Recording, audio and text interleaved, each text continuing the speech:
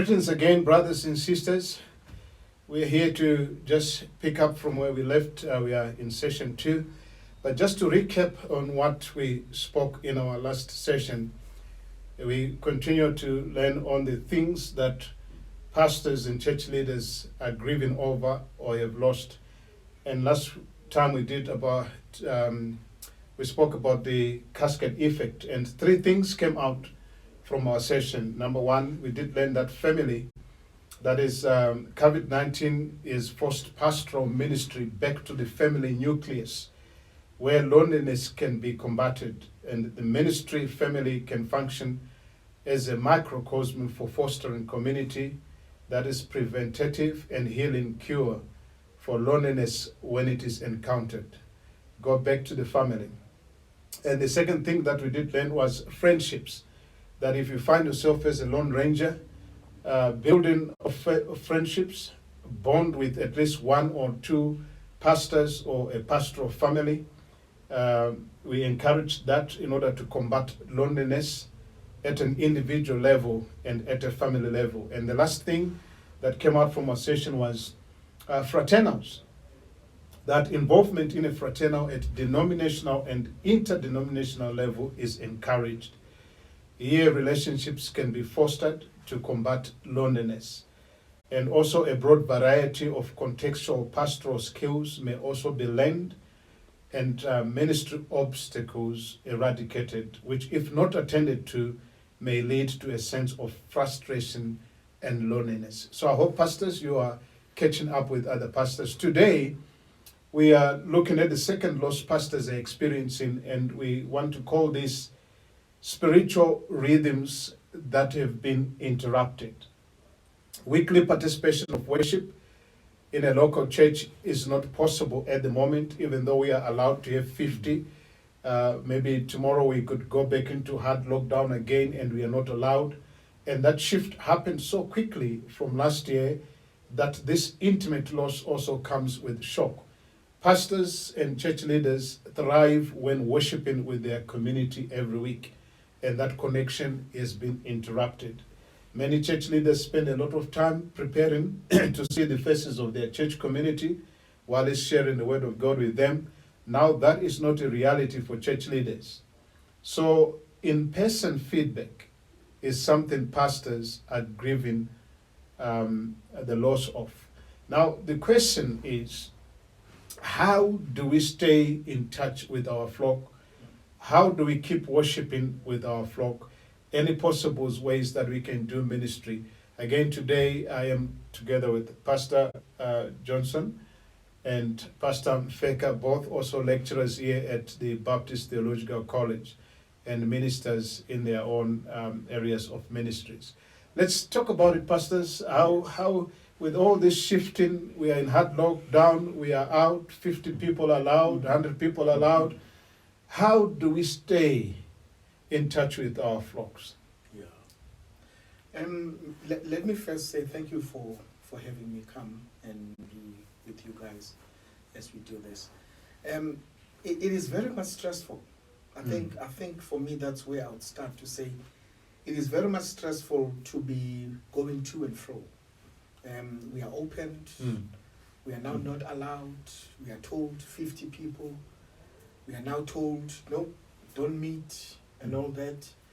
It becomes very stressful. Yep. But moreover, it becomes spiritually stressful as well. Because as a pastor, it is your job to prepare sermons. And now you are busy preparing sermons, but you've got nowhere to preach those sermons. Because preaching of sermons, it comes with your job description. And that works on you. Because you are now not able to release that would become the output of what you have put in, and that would become what your job is all about. So it works on you spiritually. How that affects you, you now end up not seeing much of the need to pray, because where am I going to use this, all of this anointing and power anyway?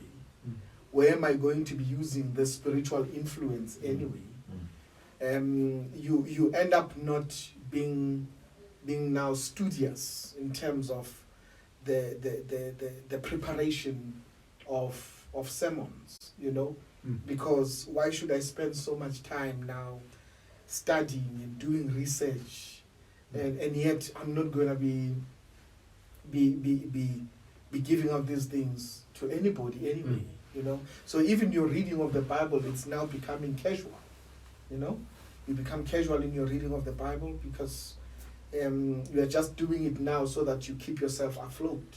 But you no longer go as deep as you used to, because, So hence I'm saying it's something that is very much stressful that pastors are going through out there, I mean, I myself personally, I've gone through it, now and then you have to remind yourself to say, but remember, at the end of the day, it's not about you preaching. It's about also making sure that spiritually you're okay. And you also have your little flock at home that you also have to minister to, So keeping yourself spiritually afloat does not just affect you, but it also affects your family as well. Okay. Well, Johann, again, thank you for the opportunity of being part of the discussion with Sibusiso this morning and yourself. If I may, I want to approach this through the back door and just throw a different angle in that struck me. Even during the course of this week, I was asked a question in our fourth year practical ministry class, and this came to mind, and I think it might be useful in the context of this conversation. There was a wonderful book that was published probably about 10 years ago or so. I can recall Lance Lawton, who's the BNA area coordinator, using that when he was teaching here at BTC in one of the practical ministry courses. It's written by two Australians. I think it's Payne and Marshall, if I remember correctly. The fact that they're Australian, let's not hold that against them.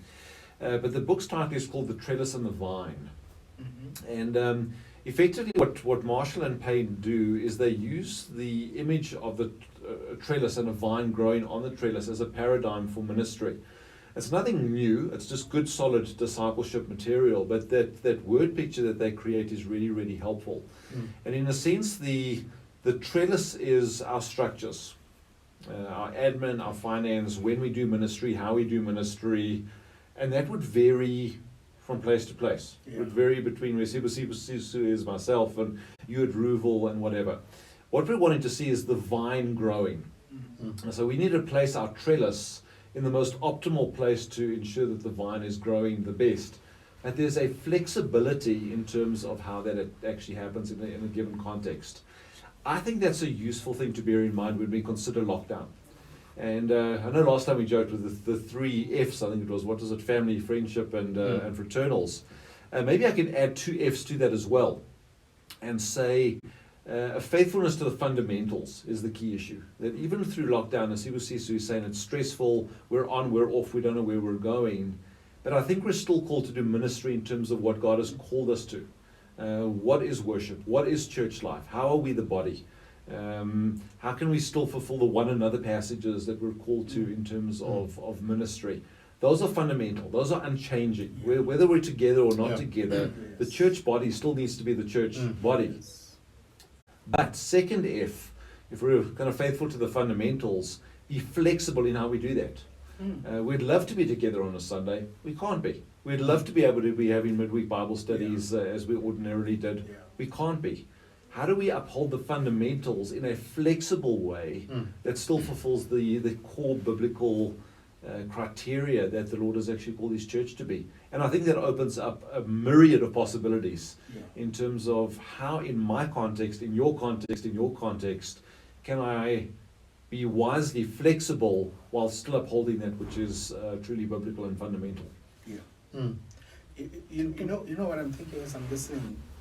I'm thinking that how we do ministry at this time differs in terms of there are small churches where doing ministry would be somehow possible. It's like there's no rhythm that has been interrupted because it's a small church. Small church, So even if we are told that you have to be not more than 50, it doesn't bother them because they are 30 anyway. You know? You just sit further apart. Exactly, you just sit, that's true, you just sit further apart, but continue the way you were doing ministry. And then you find churches that have got about 100 people, 250 people, and more. You know, that's where the challenge becomes. Let me share from the perspective of the church where I'm at. I'm at Change Bible Church in Katlehong. It's a huge ministry. So when we are talking that 50 people must gather, it becomes a challenge. Okay. So often now as pastors we have to ask ourselves as to, if we are going to do that, who do we accommodate and who do we leave out? Even if we can say we will have 1 hour services, about 5 services a day, because I remember when COVID started, and we were told that we need to have about, I think, 100 people at a time when we started, and we said, okay, we will have 5 services on a Sunday. Yeah. We did it the first Sunday, then the following Sunday, it was when it was announced that nope, we have to stop meeting. So we did it once, you know, but we had 5 services. That's 500 people, but we can't accommodate the rest still, you know. So it's a bit of a challenge. So what comes to mind now is that we then have to say, okay, let's look into the context of what is available to us within our context. For example, there are churches that can afford technology. Yes. You know, they can afford technology. So what then a pastor would do is to record messages and then send out those messages. In other churches, I remember this friend of mine, he pastors a church called Shiloh Tabernacle of Christ. He said how they would do it, they would have a service on WhatsApp. So they would assign people to say, you are going to be doing scripture reading, you are going to be giving a word of encouragement, you are going to be giving a testimony, you are going to be leading us in a song and all that. Then each and every person would send in a voice note clip doing exactly that which they have been assigned to do. And those clips will then be arranged according to the order of service. And Creative. and I remember he sent me those audios, and I thought, my friend has sent me so many audios, what's going on today? And I listened to them, I said, this is a full service. Right to the end where the pastor is giving a sermon and praying for people and giving a benediction and making announcements as well.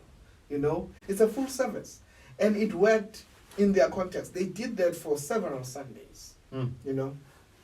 Other churches will be a situation where the pastor will record the actual sermon on video, those who've got such resources.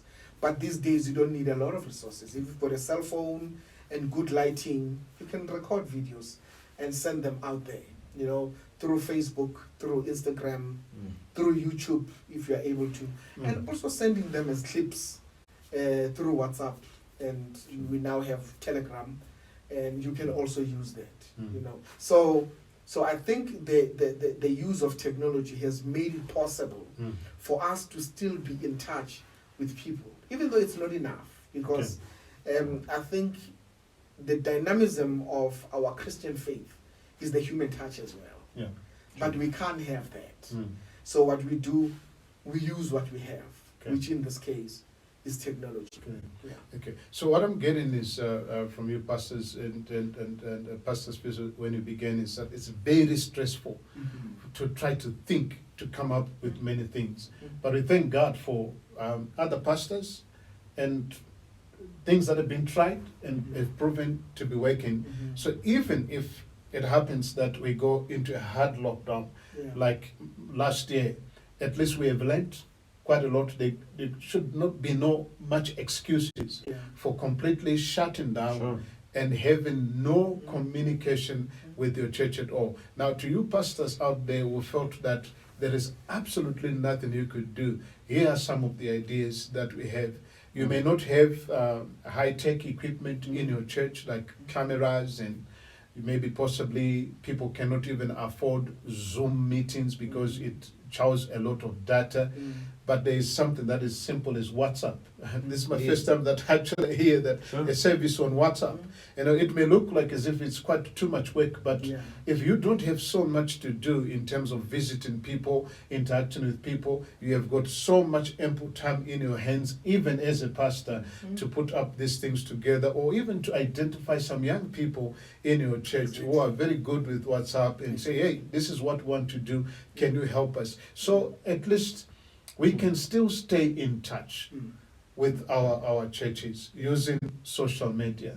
Simple thing like WhatsApp. I think almost everybody is on WhatsApp today, even in the rural setting. You can be on WhatsApp. There's WhatsApp groups that people find themselves in, even WhatsApp groups of society, WhatsApp groups of stock fairs, Yes. and all those kind of things. So there is no excuse. And also, even as pastors, let us not be quick to judge our people and say they cannot afford.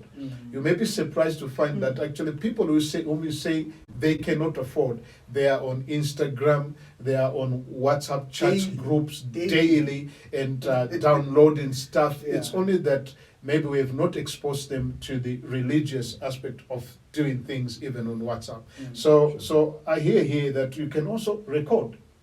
Yes. You don't need actually high tech. You can just use your phone, record yourself either in your office, and ask again some of the young people that are very good at encrypting or maybe making that video become And young accessible. people love this stuff. They love that stuff, They love this and stuff. and it is sent to the church. So you are communicating services on WhatsApp, record and send, and you are being in touch with people. Yeah.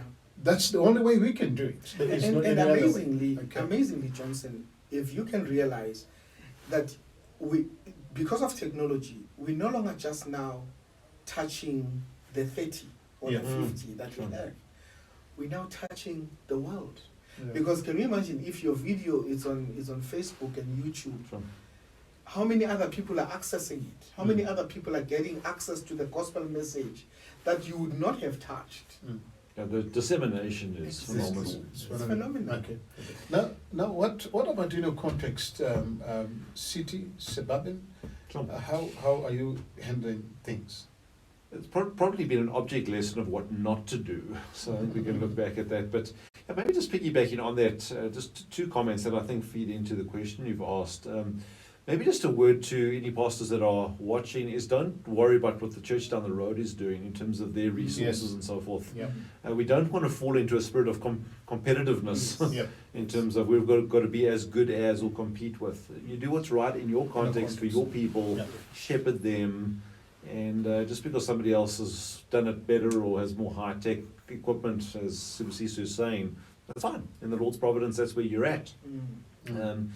I think, we've got a church plant in Diepsloot, and the reality is that the venue is it's not been possible to meet there during lockdown just because of the space constraints.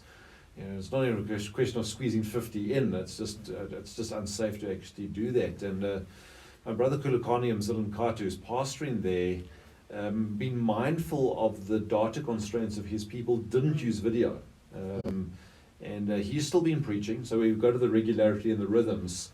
He's still in the process of preparing a sermon every week, but recording that on a WhatsApp voice note and sending it out. It's less data dependent or heavy. So that would fit that context. Yeah. I'm aware, for example, just to throw a name into the mix of Reverend Tony Christian down in PE at Galvindale, who opted to do it in text. And I know a number of churches that have done that as well, where the data constraints are so high that actually still preparing the sermon manuscript and getting it out in various ways in text form, either dropping off hard copy or sending it out in WhatsApp notes, which is very data, it's insignificant to actually receive a text message. So again, I think whether it's rural or urban doesn't matter, but a sensitivity to our people in terms of what's best for them in terms of the receiving end. High-tech video, but as you say, just data. But maybe the transcript or the manuscript in text form is much more easily accessible for a person without the financial means or an elderly person who finds it easier to read it and so forth. So I think just a mindfulness to the needs of our people in our given context and to try and fit what we're doing to be sensitive to that. Yeah. Okay. Yeah. No, that's very true. I just Yeah. wanted to add on that. On the issue of text, for example, Dr. Minicum, almost every Sunday, he will send out Yeah. a sermon that he has written, you know, and that same format can be used Yes. by pastors to communicate to their churches. Yeah. And in terms of data as well, if you live in an area where there are municipal offices, just sitting next to a municipal office door, you can be able to use data there. In fact, it's given freely to the public. You know, I mean, for Okay. example, if I'm out of data at home, I just take my laptop and my phone and I go to the Okay. local clinic and I sit outside in my car and I do my work using the municipality data because it's given to the public. You know, Okay. so you can also access that because it's already there. Yeah. You pay tax for it. Yeah. As a- Sure. Use it. You know. Yeah. So yeah, I think there are a lot of things that people Can use. do Yeah. and use. Yeah. You know, I wanted to say as well in terms of pastors. I know it's not easy for us to be communicating all the time and all that, but at least find that one pastor that you can be accountable to, Okay. and you Sure, know that yes. there is this one pastor in the denomination that maybe once a week we spend about 10 minutes on the phone talking, or on WhatsApp talking about this and this, encouraging each other, giving each other scriptures and all those things. That's great.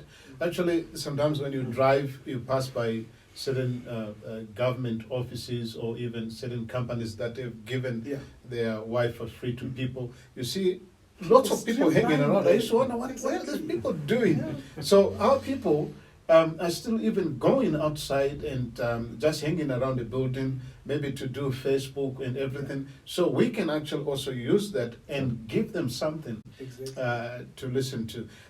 I think, pastors, what we're getting here is various ideas that are coming from different settings, as Pastor Sibusiso said, that your context. I think you need to understand your context, your people. Yeah. What is it that they're able and capable of doing? Make that research, maybe talk to your leaders, bring especially these young people. That's why that's why we need them. They are good. If you are not really bring them in, let them come with ideas on how it can be done.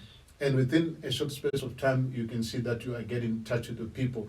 I'll just also want to share what we are doing in our church. Apart from streaming live, there are some people that cannot afford to be on Facebook.